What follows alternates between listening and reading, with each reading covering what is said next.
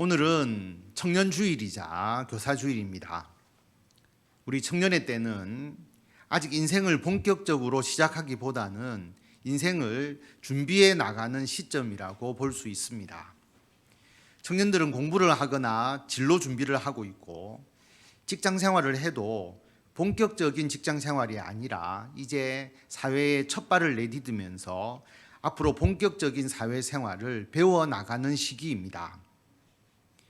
이런 청년의 시기를 어떻게 보내어야 할까요? 어떻게 청년의 시기를 준비해 나가야 앞으로 풍성한 삶의 열매를 맺을 수 있을까요? 이스라엘 백성들은 430년 동안 이집트에서 노예 생활을 했습니다. 430년이면 매우 오랜 시간 아닙니까? 그토록 오랫동안 노예 생활을 한 이스라엘 백성들은 하나님의 인도하심으로 이집트 노예 생활에서 해방되었습니다. 그리고 하나님께서 약속하신 젖과 꿀이 흐르는 땅 가나안으로 가게 되었습니다. 그런데 이스라엘 백성들은 이집트에서 나와서 곧바로 가나안 땅으로 들어가지 못했습니다. 40년 동안 광야에서 생활해야 했습니다. 여러분, 이집트에서 노예 생활에서 해방된 후에 곧바로 젖과 꿀이 흐르는 땅 가나안 땅에 갔다면 얼마나 좋았겠습니까? 이집트 노예 생활에서 해방된 후에 곧바로 가나안 땅으로 갔다면 하나님께 불평 불만을 가질 필요도 없었을 것입니다. 그런데 하나님은 이스라엘 백성들을 40년 동안이나 광야 생활을 하게 하셨습니다. 광야로 들어가니까 물이 없습니다. 이스라엘 백성들은 홍해를 건넌 후에 수르 광야로 들어갔는데 3일 동안 물이 없어서 마시지 못했습니다. 원망이 생길 수밖에 없습니다. 광야로 들어가니까 먹을 것이 없습니다. 당장 먹을 것이 없어 굶어 죽게 생겼는데 어떻게 모세를 원망하지 않을 수 있겠습니까? 하나님께서 광야에 물이 없고 먹을 것이 없는지를 모르셨을까요? 광야의 상황을 잘 몰라서 이스라엘 백성들을 광야로 인도하셨을까요? 아닙니다. 하나님께서 그것을 모를 리가 있겠습니까? 이스라엘 백성들이 성질이 급하고 믿음이 없어서 광야 생활에 대해서 불평했을까요? 여러분, 3일 동안 물 안 마시고 뜨거운 태양빛 아래서 밑에서 뜨거운 열기가 푹푹 올라오는 날씨에 사막 위를 계속 걸어 보십시오. 많이 덥네. 그래도 광야의 길을 걸어서 참 감사하다. 그렇게 말하시겠습니까? 목이 바짝 타들어가는데 물 없다고 불평하지 않겠습니까? 먹을 것이 없어서 배고파 죽을 지경인데 불평하지 않겠습니까? 광야 생활은 물이 부족하고 그래서 목마르고 먹을 것이 없어서 배고프고 낮에는 극심한 무더위와 밤에는 추위로 생활하기에 불편하고 고생도 고생하는 곳입니다. 사실 사람이 살 수 없는 곳입니다. 이스라엘 백성들은 그런 광야에서 40년을 보냈습니다. 그런데 그 광야 생활에는 하나님의 깊은 뜻이 있었습니다. 오늘 본문의 배경은 40년 광야 생활을 마치고 꿈에 그리던 가나안 땅에 들어가기 직전의 상황입니다. 이제 저기 보이는 요단강을 건너가기만 하면 하나님께서 약속하신 젖과 꿀이 흐르는 땅에 들어가게 됩니다. 모세는 이 40년의 광야 생활을 마감하면서 광야 생활에 하나님의 뜻이 있음을 이스라엘 백성들에게 확인시켜 주고 있습니다. 오늘 말씀 2절을 보면 내 하나님 여호와께서 이 40년 동안에 너에게 광야 길을 걷게 하신 것을 기억하라. 하나님께서 40년 동안 광야 길을 걷게 하셨습니다. 광야를 통과하는 것은 하나님의 뜻이고 하나님의 계획이고 하나님의 방식입니다. 왜? 40년 동안이나. 왜? 물도 없고 먹을 것도 없는 광야에서. 그것도 가만히 있는 것이 아니라 그 광야의 길을 계속 걷고 또 걷고 또 걷게 하셨는가? 그 광야 생활을 기억하라. 광야 생활의 의미를 마음에 새기라. 40년 광야 생활이 약속의 땅 가나안으로 바로 가지 못해서 벌어진 일, 광야에서 떠돌아다니고 헤맨 실패와 좌절의 시간이라면 그걸 왜 기억해야 하겠습니까? 빨리 실패와 좌절을 떨쳐버리고 새로운 마음으로 심기일전해야죠. 그런데 여러분, 광야 생활은 이스라엘 백성들이 실패와 좌절을 경험하는 시간이 아니었습니다. 다시 2절을 계속 보겠습니다. 내 하나님 여호와께서 이 40년 동안에 너로 광야 길을 걷게 하신 것을 기억하라. 이는 너를 낮추시며 너를 시험하사 내 마음이 어떠한지 그 명령을, 하나님의 명령을 지키는지 지키지 않는지 알려 하심이라. 너희들이 40년 동안 지나온 광야는 하나님께서 너희들을 시험하신 곳이다. 여러분, 시험에는 두 가지의 의미가 있습니다. 하나는 유혹, 미혹, 템테이션이라고 하죠. 사탄의 시험입니다. 두 번째는 테스트 또는 증명, 입증하는 것. 하나님의 시험이죠. 아주 조명이 번쩍거리고 음란한 광고, 그리고 자극적인 영상, 인터넷에도 스마트폰에도 거리에서도 유흥산업의 유혹이죠. 미혹입니다. 사탄이 이것을 통해서 야, 너희들 걸려드는지 안 걸려드는지 보자. 테스트이고 시험인 것 같지만 걸려들면 파멸에 빠지게 하는 시험. 그래서 유혹, 미혹, 템테이션, 그것입니다. 야고보서 1장 13절에 보면 사람이 시험을 받을 때에 내가 하나님께 시험을 받는다 하지 말지니 하나님은 악에게 시험을 받지도 아니하시고 친히 아무도 시험하지 아니하시느니라. 여기서의 시험은 사탄의 시험과 미혹을 말합니다. 파멸에 떨어뜨리게 하는, 죄를 짓도록 하는 그런 시험을 하나님은 하지 않으신다라고 하는 것이죠. 반면 하나님의 시험은 테스트입니다. 증명과 입증하는 겁니다. 공부하는 학생이 시험을 치지 않으면 자기 실력을 알 수가 없습니다. 시험을 쳐봐야 내가 무엇이 부족한 줄을 알게 됩니다. 수험생이 모의고사를 계속 치는 이유는 자기의 부족한 면을 보완해서 본 시험을 잘 보기 위해서입니다. 하나님께서 광야 생활을 통해서 이스라엘 백성들에게 모의고사를 치게 하신 겁니다. 너를 낮추시며 너를 시험하사 내 마음이 어떤지, 하나님의 명령을 지키는지 지키지 않는지 알려 하시기 위해서. 하나님이 알기 위해서 아닙니다.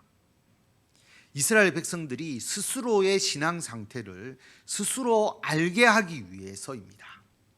정말로 하나님을 향한 마음이 어떤지, 하나님의 명령을 지키는지 스스로 테스트해 보도록 광야의 길로 인도하셨습니다. 이스라엘 백성들이 광야에서 한평생 사는 거 아닙니다.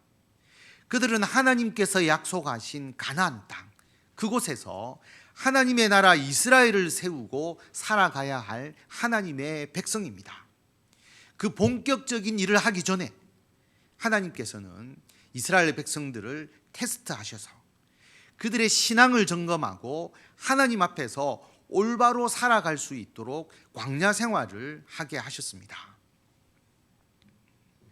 제가 고등학교 때 우리 학교는 월 1회 원래고사라고 하죠. 그런 시험을 치는 게 아니고 과목을 나누어서 매주 월요일마다 시험을 쳤습니다. 월요일마다 내신 성적에 반영되는 시험이 있으니까 여러분, 고등학생인데 시험 준비를 해야 되나, 아니면 주일날 고등부 모임을 가야 하는가, 마음에 갈등이 있지 않겠습니까? 당연히 저는 주일에 중고등부 예배를 갔죠. 오후 2시에 중고등부 예배를 드리고 난 이후에 그 다음에 성경 공부가 있고요, 부서별 모임이 있으면 주일에 한 5시쯤 마칩니다. 근데 제가 고1 때는 중고등부 부서기를 했고 고2 때는 회장을 했으니까 임원회를 또 해야 되잖아요. 그러면 6시에 마칠 때도 있습니다. 주일만 모이는 게 아닙니다. 토요일 4시에 모여서 중고등부 기도회를 하고 찬양대 연습을 했습니다. 토요일에 최소 2시간, 주일에 최소 3시간, 합하면 5시간이죠. 그런데 교회 오고 가는 시간도 있고 행사가 있을 때도 있고, 그러니까 사실은 교회 가게 되면 하루 공부 시간을 날리는 것과 같습니다. 주일 예배 1시간만 딱 드리고 바로 집에 와서 공부를 하면, 또 토요 모임을 가지 않고 공부를 하면 더 시험을 잘 쳐서 성적이 올라가겠죠. 그런데 여러분, 광야를 통과한다는 것은 교회 중고등부 활동 때문에 공부 시간이 부족해서 성적이 떨어진다고 할지라도 그 떨어진 성적을 감수하는 것입니다. 여러분, 남들보다 공부 시간은 부족해도 교회 생활을 잘하면 하나님이 다른 사람들보다 더 좋은 성적을 주실 것이다? 아닙니다. 중고등부 하느라 공부 못한 만큼 성적이 떨어진다고 할지라도 나는 그것을 감수하겠다. 이것이 광야의 길을 걷는 신앙입니다. 제가 자라온 교회에 제가 중고등부 전도사를 할 때에 임용고시를 준비하는 여청년이 중고등부 교사를 하고 있었습니다. 그런데 그 여청년이 임용고시 첫 번째 시험에서 떨어졌습니다.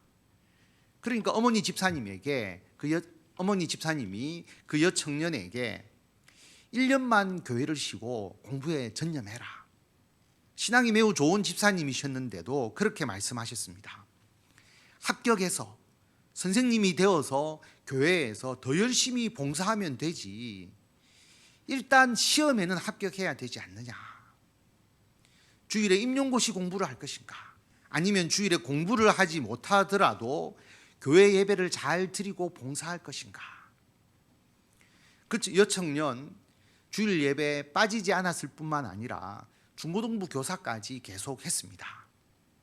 주일에 교회 봉사 다 했습니다. 청년 여러분, 시험을 준비하는 것도 인생의 하나의 준비 과정이지 않습니까? 시험 준비가 인생의 최종 목적은 아니잖아요. 그런데 그 준비 과정에서 자신의 신앙이 분명하게 서 있지 않으면 본 게임에서 제대로 신앙생활을 할 수 있겠습니까? 임용고시를 준비하는 과정에서 교회 예배 드리는 것이 공부하는 시간을 빼앗는 것이라고 생각하고 교회를 쉬게 된다면, 임용고시 합격하고 학교 선생님을 하게 되면 더 중요한 학교일, 더 바쁜 일, 더 많은 일이 생깁니다. 그런 가운데서 학교 교사 생활을 하면서 주일에 시간 내어서 예배 드릴 수가 있겠습니까? 제가 대학교 3학년 때 우리나라 경제 문제에 대해서 고민하다가 성경, 즉 하나님의 말씀에 근거한 경제학, 기독교 경제학을 연구하는 사람이 되겠다라고 결심을 합니다. 그래서 박사학위를 받고 부산광역시 정책연구기관인 부산연구원의 연구원이 되었습니다. 요즘 청년들이 그토록 가고 싶어하는 공기업과 같은 기관, 부산시가 운영하고 정년도 보장되고 연봉도 괜찮은, 그리고 부산시의 정책을 연구하기 때문에 파워도 좋은 그런 직장이었습니다. 그런데 대학교 3학년 때 하나님과 약속한 제 인생의 목표는 기독교 경제학입니다. 기독교 경제를 연구하기 위해서는 신학 공부를 해야 되는데, 신학교를 제대로 공부하려면 직장 생활을 병행할 수가 없습니다. 그래서 신학 공부를 위해서 직장을 사임합니다. 왜 이런 좋은 직장을 그만두느냐? 돈을 더 벌고 나중에 더 나이가 들어서 신학 공부하면 되지. 직장 생활 계속하면 물론 돈을 더 잘 벌고 자녀들 공부 더 잘 시키고 더 잘 먹고 필요한 것 더 많이 사고 더 윤택한 생활을 하겠죠. 그런데 여러분, 안정적인 직장과 풍족한 생활, 여기에 마음을 두게 되면 언제쯤 신학 공부를 할 수 있을까요? 나이가 들면 돈은 더 필요하고 공부하기는 더 힘듭니다. 신학 공부도 젊었을 때 하고 하나님의 일도 제대로 할 수 있을 때 해야 한다. 그래서 직장을 사임하고 1년을 신학 입학시험 준비해서 신학교에 갔습니다. 제가 36살에 신학교에 입학했습니다. 청년 여러분, 하나님의 뜻을 따라서 광야의 길을 걷는 것을 두려워해서는 안 됩니다. 하나님께서 인도하신 광야의 길을 오직 하나님의 뜻을 따라서 걷겠다는 결단을 했다면 그 다음 모든 광야의 불편함은 그냥 감수하는 것입니다. 그런데 광야 생활에서의 불편함, 부족함, 어려움에 자꾸 마음이 빼앗기게 되면 제대로 하나님을 섬기지 못하게 됩니다. 광야 생활에서 하나님의 말씀을 따르지 않았는데 가나안 땅에 들어가서 하나님을 제대로 섬길 수 있겠습니까? 광야에는 이스라엘 백성들만 있습니다. 그런데 가나안 땅에는 우상 숭배를 일삼는 가나안 민족들이 이미 터를 잡고 있습니다. 그 틈바구니에서 신앙생활을 해야 합니다. 광야에서는 아무 일도 하지 않아도 됩니다. 그런데 가나안 땅에 들어가면 농사도 지어야 하고 양도 쳐야 하고 나라도 지켜야 하고 집도 지어야 하고 해야 할 일이 훨씬 더 많습니다. 더 중요한 일이 너무너무 많습니다. 광야 생활을 하면서 하나님과의 관계가 올바로 정립되지 않는다면 가나안 땅에 가서 하나님의 백성으로서 제대로 살지 못할 것은 너무나 분명합니다. 청년 여러분, 여러분은 지금 인생을 준비하고 인생의 첫 걸음을 내디디면서 고민도 많고 갈등도 있을 것입니다. 신앙의 갈등, 그리스도인으로서의 정체성을 가지려고 하니까 학교나 직장, 가정에서 부딪히는 여러 가지 문제가 있을 것입니다. 나는 그리스도인입니다. 이것을 앞세우면 학교나 직장에서 손해되는 일도 있을 것입니다. 그런데 그러한 손해, 불편, 어려움을 피하려고 하다 보면 세상과 타협하거나 세상에 물들어 버립니다. 청년의 시기에 세상과 맞서 신앙으로 승리하지 못하면 장성한, 그래서 나중에 인생의 본 게임에서 어떻게 신앙으로 승리할 수 있겠습니까? 다니엘은 나라가 바벨론에 의해서 사실상 멸망을 당하면서 바벨론으로 끌려갔습니다. 거기서 바벨론식의 교육을 3년간 받았습니다. 3년 동안 바벨론 교육을 잘 받아야 왕에게 발탁되어서 높은 신분을 가질 수 있습니다. 나라를 빼앗긴 국민이 타국에 끌려가서 유일하게 잘 살 수 있는 마지막 동아줄, 그 줄을 타고 가야 살 수 있는 절박한 상황입니다. 다니엘 1장에 보면 다니엘은 뜻을 정하여 왕의 음식과 그가 마시는 포도주로 자기를 더럽히지 아니하리라 하고 자기를 더럽히지 아니하도록 환관장에게 구하니, 왕이 제공해 주는 음식과 포도주는 하나님께서 율법에 정하신 음식과 다르기 때문에 다니엘은 나는 그것을 먹지 못하겠습니다 라고 선언합니다. 그렇게 한다면 분명 교육 후에 나중에 왕에게 발탁될 때에 손해를 입거나 불이익을 받을 가능성이 매우 높습니다. 그럼에도 불구하고 다니엘은 신앙의 문제를 타협하지 않았습니다. 결과는 어떻게 되었습니까? 3년 후에 다니엘은 왕에게 발탁되었습니다. 나중에 바벨론의 총리급의 고위 관직에 오르게 됩니다. 다니엘이 이방 나라에서 고위 관직에 올라서 그 일을 하면서도 끝까지 형통한 삶을 살고 하나님의 일을 온전히 할 수 있었던 핵심적인 요소는 처음 바벨론에 왔을 때 3년 동안 바벨론 문화와 타협하지 않고 하나님의 말씀대로 살면서 광야의 길을 통과한 데 있습니다. 광야를 지나가면서 하나님의 말씀을 따르며 살아가니까 오히려 하나님의 놀라우신 역사를 통해서 형통함을 누림을 분명히 체험했기에 하나님에 대한 믿음을 끝까지 지킬 수 있었습니다. 신명기 8장 2절에 보면 내 하나님 여호와께서 이 40년 동안에 너에게 광야 길을 걷게 하신 것을 기억하라. 이는 너를 낮추시며 너를 시험하사 내 마음이 어떠한지 하나님의 명령을 지키는지 지키지 않는지 알려 하심이라.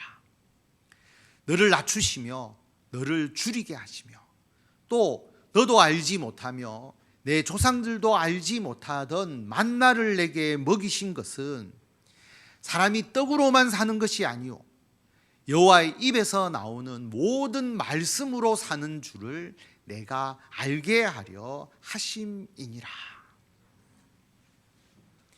광야는 물도 없고 먹을 것도 없고 사실상 사람이 살 수가 없는 곳입니다. 그런데 하나님께서는 광야에서도 하나님을 의지하고 하나님의 말씀에 따라 살아가면 광야 생활에서 물을 얻어서 마실 수 있음을 알게 하셨습니다. 하나님의 말씀을 따라서 살아가면 광야에서도 먹을 수 있다는 것을 알게 하셨습니다. 출애굽기 16장 11절에 보면 하나님께서 모세에게 말씀을 하시죠. 내가 이스라엘 자손의 원망함을 들었다. 물도 없고 먹을 것도 없고 이런 원망을 하나님이 들었다라고 하는 겁니다. 그래서 모세에게 이스라엘 백성들에게 말하여 이르라. 너희가 해질 때는 고기를 먹고 아침에는 떡으로 배부를 것이다. 그래서 내가 여호와 너희의 하나님인 줄 알리라. 하나님께서 저녁에는 메추라기를 보내시고 아침에는 만나를 주셨습니다. 곡식과 같은 것이죠. 물도 없고 먹을 것도 없는 광야에서 배불리 먹게 하셨습니다. 그런데 여러분, 이스라엘 백성들이 배부르게 먹었지만 풍족한 생활을 했습니까? 아닙니다. 물도 마시고 만나도 먹고 메추라기도 먹었지만 애굽에서 생활할 때에 비하면 비교되지 않을 정도로 제대로 먹지 못했습니다.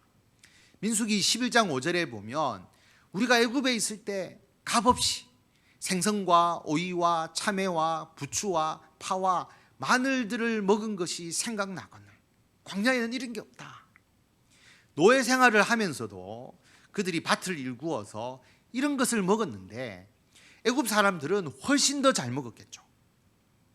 여러분, 하나님께서 인도하신 광야의 길을 걸을 때 애굽에서 먹던 생선, 오이, 참외, 부추, 파, 마늘 포기해야 됩니다.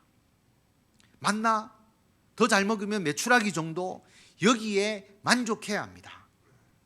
40년 동안 똑같은 음식을 먹었는데 그래도 만족해야 됩니다. 광야의 길을 걷는 과정이기 때문에 손해내는 일이라 할지라도 그 손해를 감수해야 합니다. 우리가 그리스도인으로서 살아가면서 세상에서 손해내는 일이 있다고 해도 여러분 그것을 감수해야 합니다. 대신에 무엇을 얻습니까? 이스라엘 백성들은 애굽의 노예에서 해방되었습니다.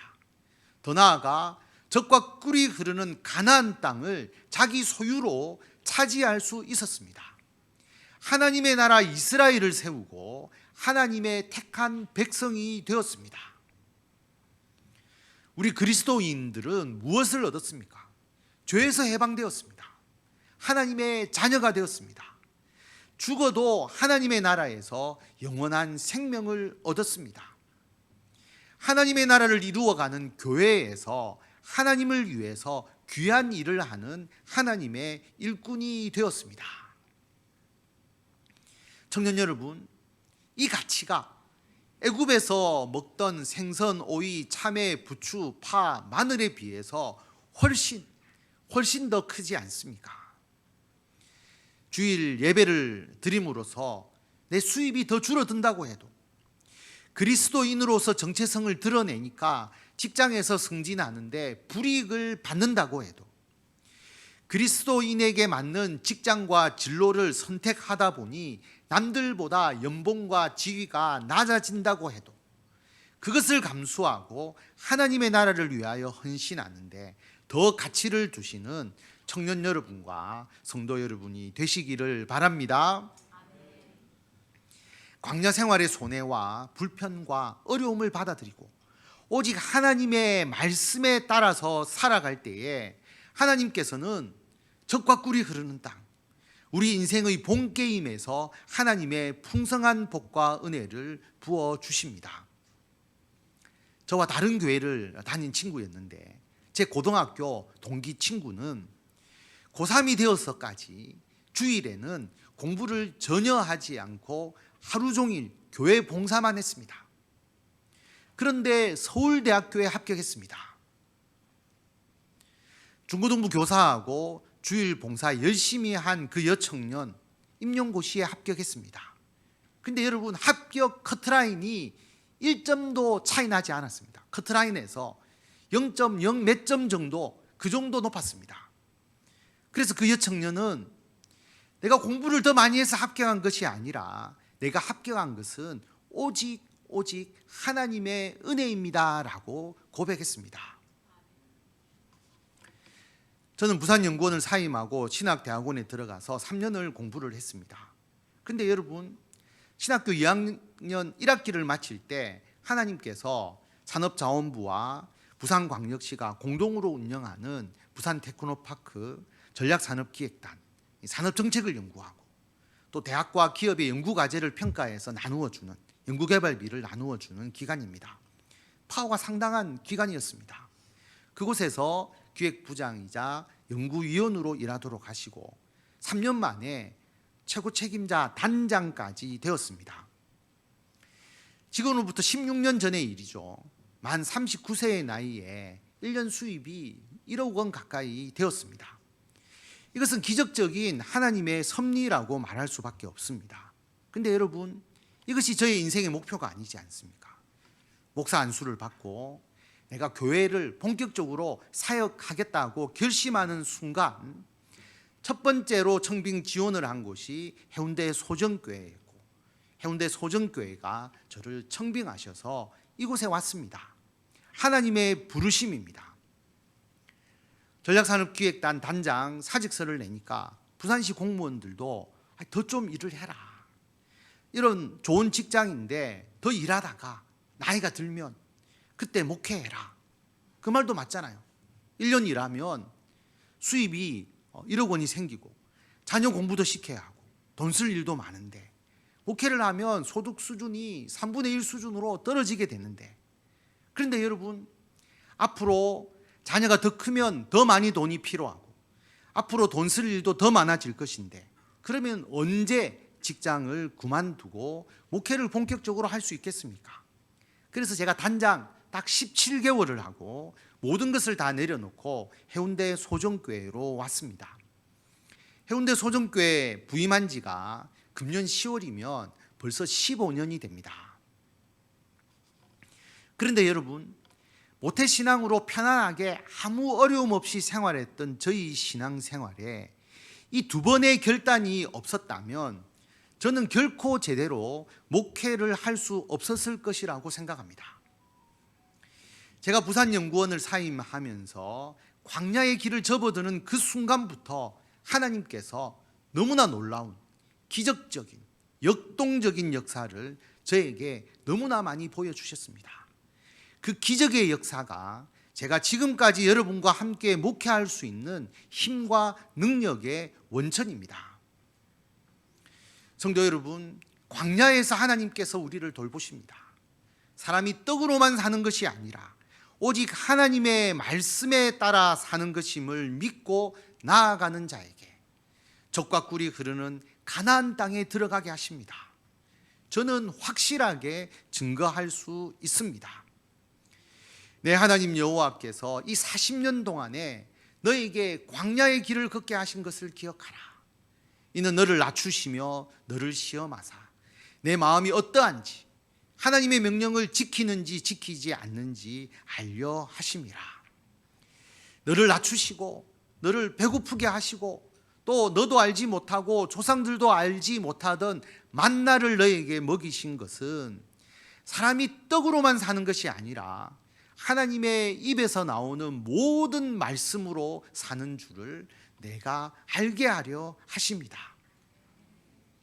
그런데 이 40년 동안에 너의 의복이 헤어지지 않았고 너의 발이 부르트지 아니하였지 않느냐.